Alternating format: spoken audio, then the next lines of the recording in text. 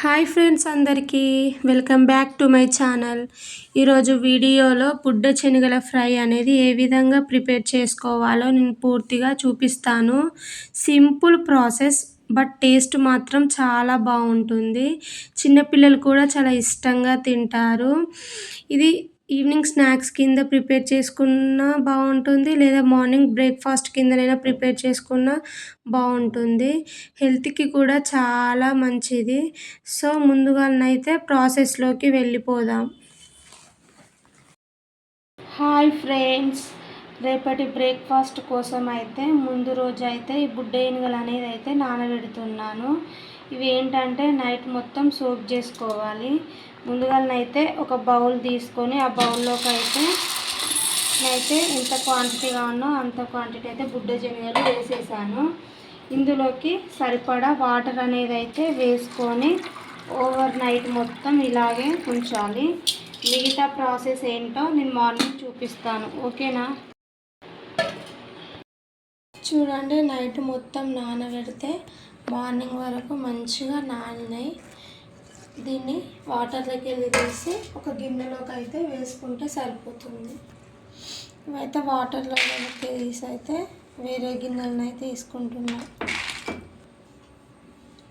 So అందులో పోపు చేయడానికి అయితే ఆనియన్స్ అనేది అయితే సన్నగా కట్ చేస్తున్నాను. ఆనియన్స్ ఎంత సన్నగా కట్ చేసుకుంటే అంత మంచిగా అనిపిస్తుంది, టేస్ట్ చాలా బాగుంటుంది. సో ఆనియన్స్ అయితే కట్ చేసుకోవాలి. అదేవిధంగా 2 పచ్చిమిర్చి అయితే తీసుకున్నా, ఇవి కూడా సన్నగా కట్ చేసుకోవాలి. మీరు ఎంత కారం తింటారో ఆ కారం బట్టి పచ్చిమిరపకాయ అనేది అయితే వేసుకోండి. అలాగే కొద్దిగంత కొత్తిమీర సన్నగా కట్ చేస్తున్నా. కొంచెం పుదీనా వేసి వేయనట్టు.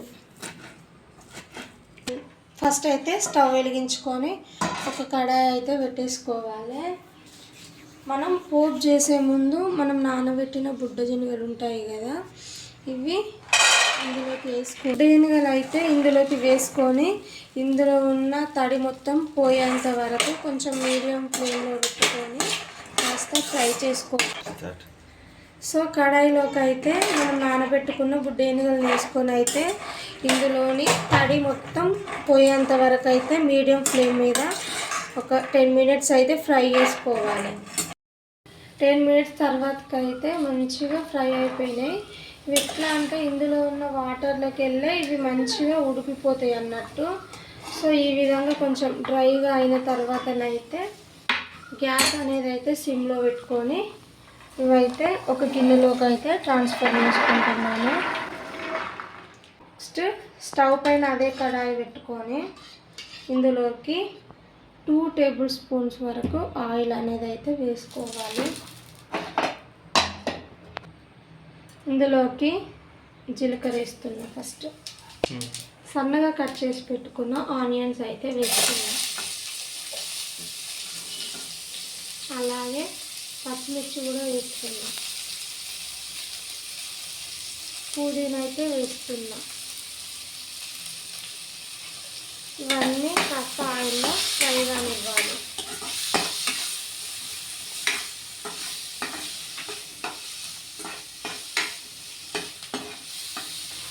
ఆనియన్ పచ్చిమిర్చి అయితే ఆయిల్లో మంచిగా ఫ్రై అయిపోయినాయి. ఇప్పుడు ఇందులోకి మనం ఇంతకుముందు కొంచెం లైట్గా ఫ్రై చేసి పెట్టుకున్న బుడ్డ శనగలను అయితే వేసేస్తున్నాం. సింపుల్ ప్రాసెస్లో తొందరనే అయిపోతాయి. ఇవి కూడా ఇంకొక 5 మినిట్స్ ఆయిల్లో మంచిగా ఫ్రై అవుతాయి. టేస్ట్ చాలా బాగుంటుంది.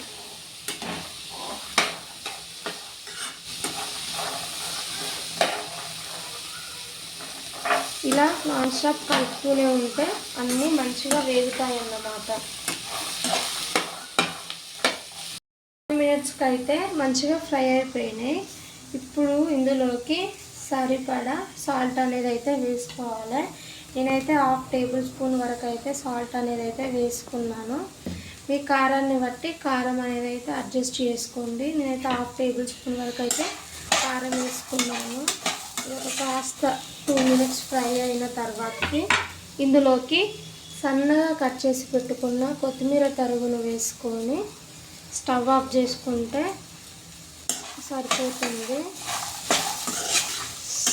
సో ఈ వీడియో కనుక మీ అందరికీ నచ్చిందని అనుకుంటున్నాను. ఈ వీడియో కనుక నచ్చితే మా ఛానల్ని సబ్స్క్రైబ్ చేసుకోండి, మమ్మల్ని సపోర్ట్ చేయండి.